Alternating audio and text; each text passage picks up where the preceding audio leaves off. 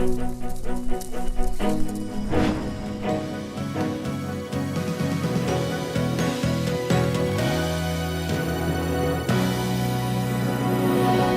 everyone, I'm Pat Clendenen. I'm a partner here in the, let me get to my slides, Davis Mom's Litigation Group, and I'm here to talk a little bit about the risks encountered in litigation, and I think follow up on Mark and Rob's presentation. And I think as upsetting and distressing as a hack or knowledge of a hack can be, notice of a lawsuit, a subpoena, and a complaint can be a lot more distressing. And I think, as pointed out, when you're in this internal process, understanding who your vendors are, who your customers are, who your business partners are, you really need to understand where they are, because you could be sued. If you're a Massachusetts company, you could be sued in California, you could be sued in Texas, you could be sued in DC, you could be sued in a lot of different places. So I think one important lesson that I hope you learn from our presentation is that this is a very multi-headed, multivariate hydra, so to speak, and it's dynamic. That's the other issue.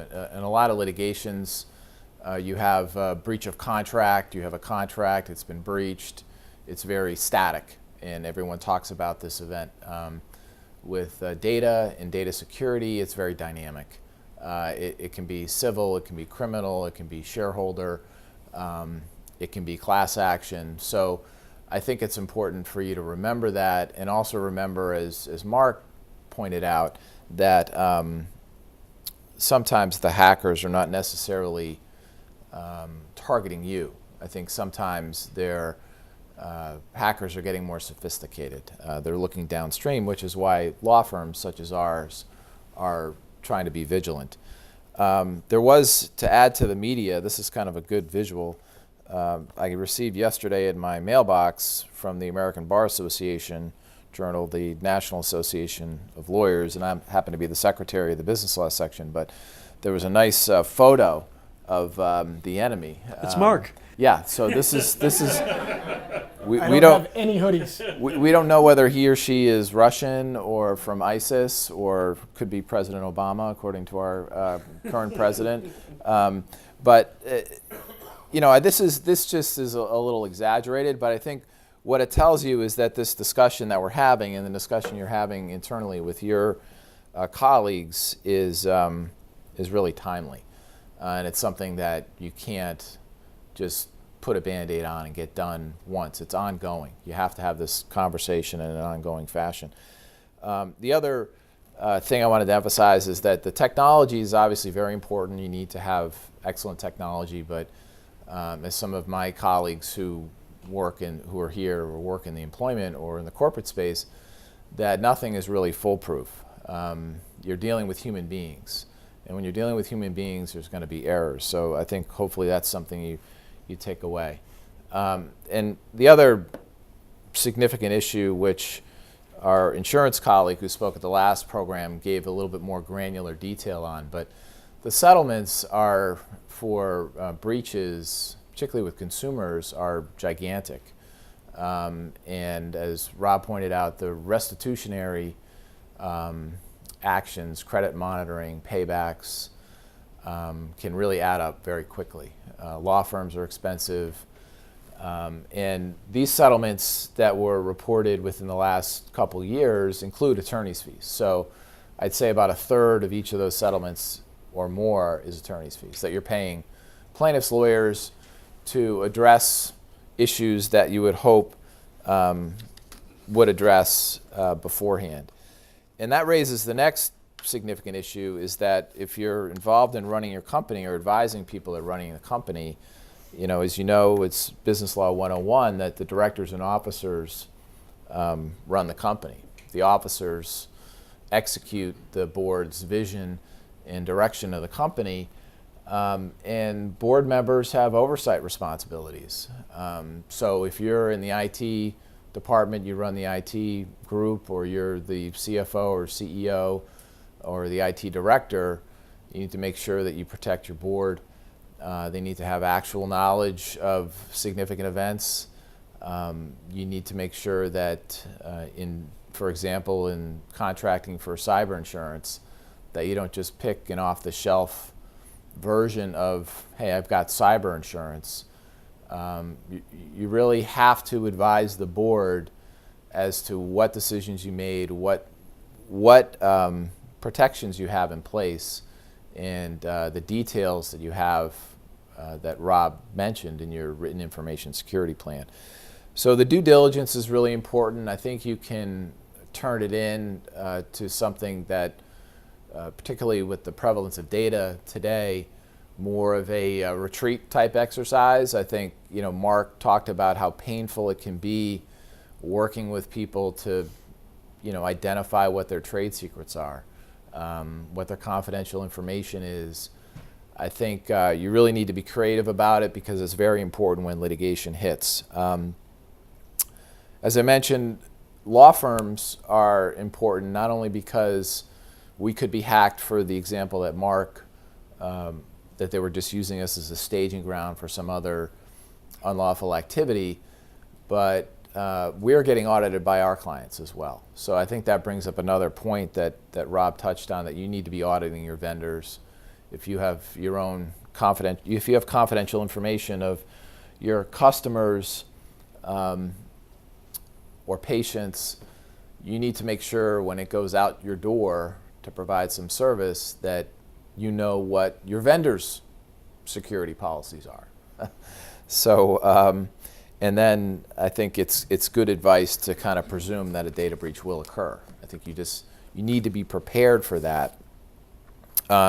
In a couple of the recent cases where shareholders brought derivative actions, and now a derivative action is an action brought by a shareholder on behalf of the company against directors and officers of the company for some breach of their fiduciary duties, which are, for example, the duty of care. So the action would be, hey, Wyndham in this case, or the Lexington Home of the Aged, didn't do their homework. They didn't have the right insurance policy. They didn't have the right plan in place, and that caused the company damage. And the plaintiff, which is usually a shareholder, will be asking for damages to the company on behalf of essentially the director's negligence. So that's an important lesson for all of you that are working with colleagues in this space to bring to the board. This is a part of the process to protect the board, to make sure that they're living up to their fiduciary duties. And the most typical, and some of the standards, so you're going to be judged by Massachusetts law, Connecticut law, wherever your company is based. But you're also going to be judged in whether you complied with your fiduciary duties and some national standards. So in this process, you need to work with your outside counsel, with your IT people, to make sure that you're complying with these national standards depending on what industry you're in. And obviously, if you're in the medical field, you have a whole series of regulations and laws to address in that process. And at the end, if you do your homework, you're going to protect your board. You're going to be in a position to react both internally at the company, but also externally with litigation and regulators to a data breach. Now, the most typical and most well-publicized kind of litigation risk is a class action. So again, when you're doing this internal due diligence, you're working with people like Rob and Mark to really build out your plan. I think it's very important to address one of the things that Rob listed on his list, which is your agreements with your customers. Okay, it's a lot of boilerplate on your website, and really understand what it is you as a business is agreeing to do with whatever information the customer is supplying you, because invasion of privacy, Fair Credit Reporting Act, breach of contract, those are a lot of the kinds of actions that are brought in class actions, where an individual plaintiff is bringing an action on behalf of a class of 100 to 100,000 people as a result of a data breach. So you have to understand what kinds of agreements you have with individuals, because as a result of a breach, if it indeed happened, it's very likely that there's going to be a class of people that are similarly situated if they all lose their information. Now, their individual damages may be distinct because somebody's credit card company picked it up quicker than somebody else's credit card company. Somebody else's insurance company declined medical care that somebody stole and tried to get a kidney replaced with somebody else's medical information. I mean, this stuff is conceivable and it happens. So you just have to be prepared to deal with a class action. Now, one of the biggest defense strategies, and I typically represent companies on the defense side in class actions, is this whole notion of standing. And this is a judicial, and I don't want to bore you, but it's important if you're running businesses to understand that the risk of getting a class action as a result of a data breach is now increased substantially, because in the data breach situation, at least the recent trend is that you don't necessarily have to show actual, concrete, immediate harm. It's the objectively reasonable likelihood that an injury would occur due to the data breach. Now, these are circuit courts. It's not the Supreme Court saying that, but that's the trend that I'm seeing, because they're getting a little frustrated that all these data breaches are occurring, the judges are, I think, and the cases are getting dismissed because the plaintiffs can't say, not only was my data stolen and somebody else has it, and I'm at risk of identity theft and credit card fraud, but they're dismissing those cases because they can't prove that that individual has suffered any immediate harm.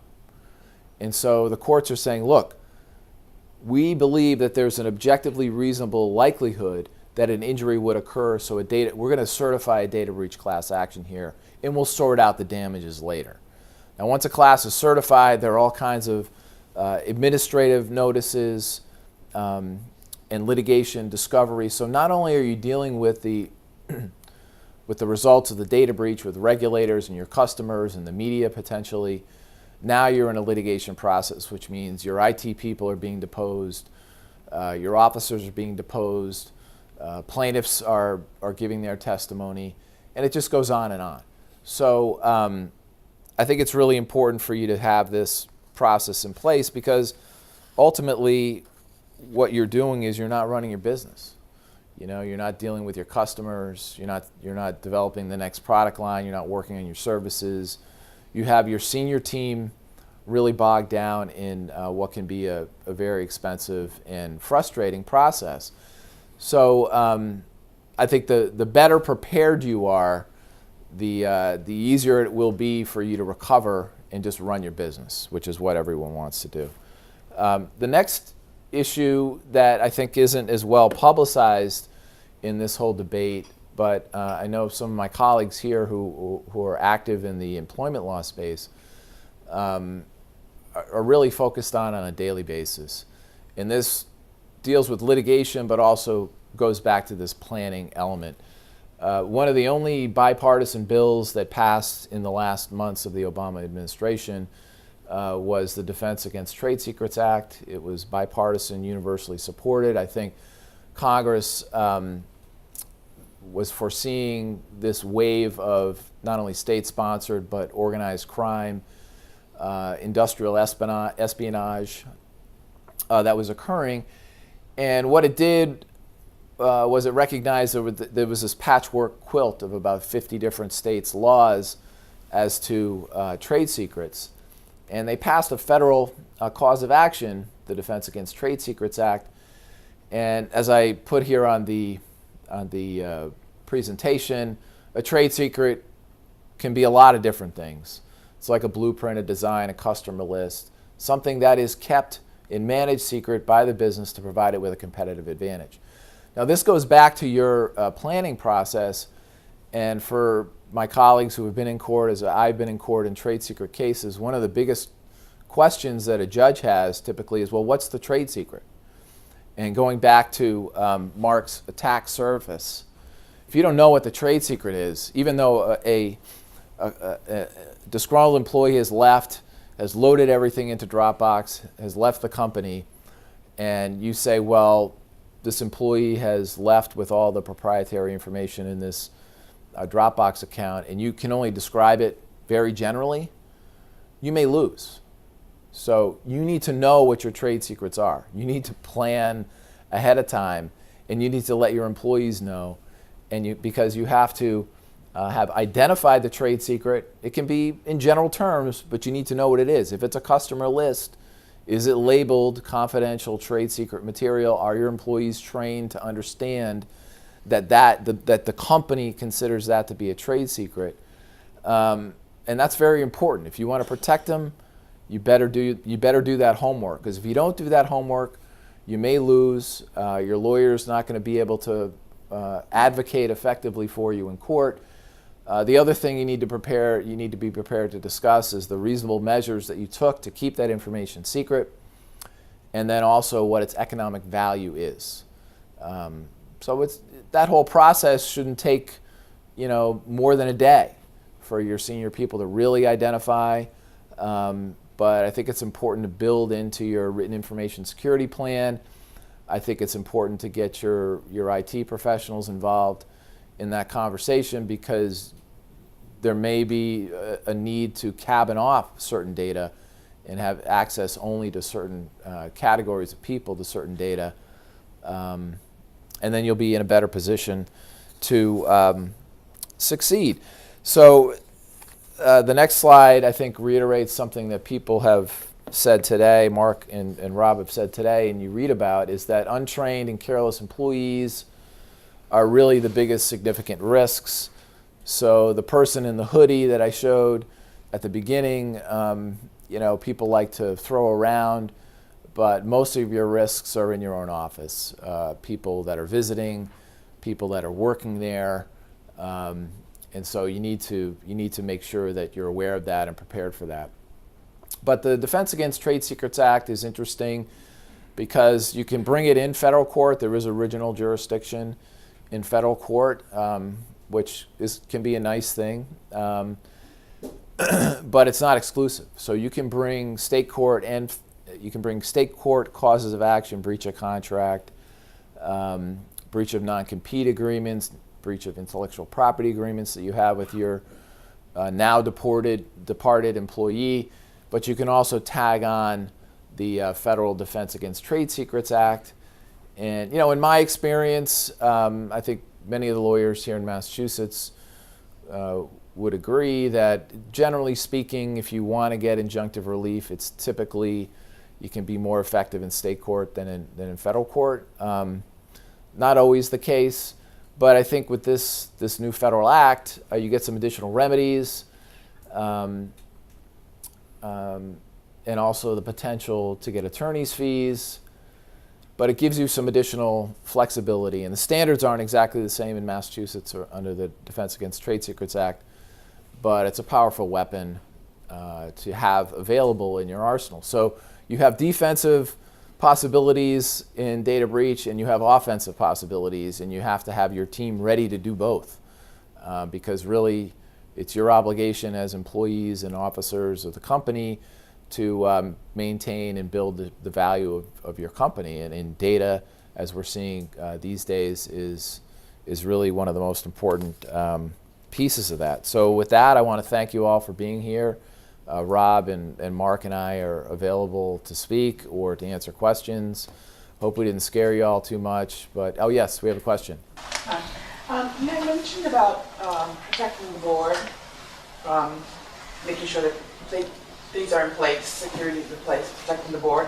But what should the board be asking this executive staff to make sure that these things are actually happening?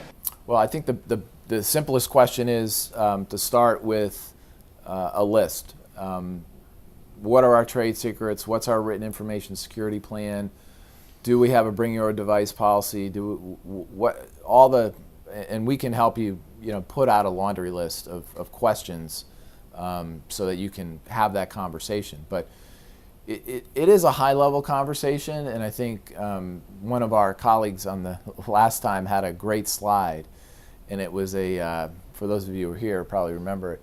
It had somebody from the boardroom walking over to the IT department and grabbing the gentleman by the hand and inviting him into the boardroom. So really, given where we are, the IT professionals is really a senior officer position operationally, and so they should be a part of those discussions. And like I said, that even for lawyers that do this kind of work, we don't understand all the technology. I mean, you really need internal and external expertise to represent your company, in our case, our clients, to the best of our ability. So even just getting a checklist to start the conversation, I'm sure Rob would be happy to give you a checklist to start that conversation with your colleagues. And really what we hope is that it becomes a positive. I mean, we don't want to, there's a lot of negative things that can happen here, but what we're trying to get you to do is to be prepared for the negative, and if it happens, and presume that it will, that you can still run your business. Yeah.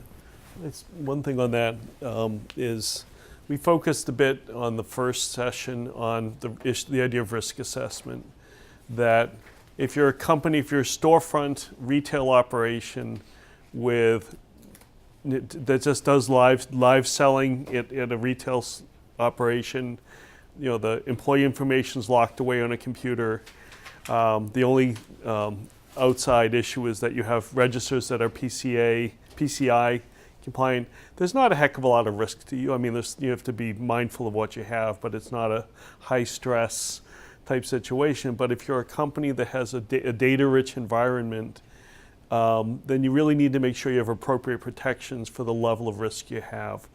And so the size of the company, the geographic scope of the company, the types of data that you have, the sophistication of the tools. Do you have apps? Do you have online transactions? Whatever you have, once you get the size, the scope, the breadth, you need to then step back and say, do you have appropriate cyber protections in place? And that's where it becomes, as Pat said, something that the board can be exposed if you have high risk activities in inadequate or immature cyber protections. Yeah, and remember, and this was reiterated at the last conference from our colleague who spoke on insurance, is like any other contract, insurance is a contract. So when you're working with your advisors, there's a lot of different carriers out there, there's a lot of different coverages, there's a lot of different policies. You really have to understand your business and make sure that you're covered. In addition, for losses with customers, but also costs of litigation, costs of investigations, depending on your business, and like Rob said, how many customers you have, what your risks are. It's not just, let's get cyber insurance off the shelf. It's not going to work. Yeah. The other thing I was going to say, this does pose particular issues at the non-business level for the agencies, town or state agencies. The same types of things happen. In many cases, you have very important data running through your organization, and they've had, unfortunately, nationally, a history of agencies who've had losses. The unencrypted laptops that have been lost, the website issues that have been hacked because there's out-of-date software. That's a real challenge because you're subject to government budgeting, and there's a lot of legacy systems involved, and it's really hard to get systems updated, and in many cases you're behind the curve on that so that you can be a subject for exposure. So that's when the agencies really have to think through what they can do realistically, make sure they have good processes in place to minimize risk. And that's a real challenge for those institutional companies, entities in particular. Rob, just a point of clarification from my perspective. It was mentioned several times that one should not simply look at cyber insurance that's off the shelf. In most organizations, once people go past basic D&O, they're looking at their GL policy to have inclusion of language to cover cyber and other omission. What was the recommendation from the previous panel vis-a-vis cyber protection, since that's where most people look to have that coverage? It's all definitions. I mean, I think the critical one that you can miss is you have to look at the definition of what a breach is, what a covered event is, and really kind of understand your business.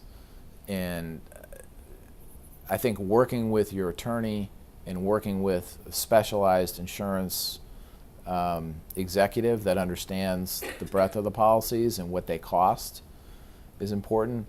But for example, if you don't have coverage for investigations, you're in trouble, or because the insurance company could send it to coverage counsel, and coverage counsel will say, well, this isn't covered because a claim hasn't been made, and a claim is defined as litigation.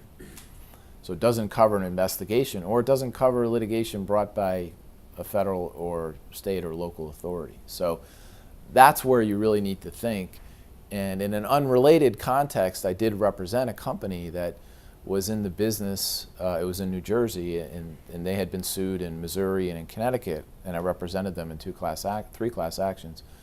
And they did not have coverage for Telephone Consumer Protection Act litigation. All of that litigation was directly excluded from the policy, even though they were in the business of faxing, emailing, legitimately and legally, and they had a very good defense, a very defensible case, and they did not have coverage because their insurance services person didn't understand their business. So you have to make it clear when you're getting insurance that your lawyer and your insurance person understand your business. Yep. I think that I don't have much to add to that other than just remember that given the growth of cyber over the past decade plus, historically some of the general liability policies may very well have covered cyber-related damages, but they're increasingly carved out. So you really need to, that's part of knowing what you have and realizing that if you have exposure, you really may need to look at the cyber-specific policies that are involved on that.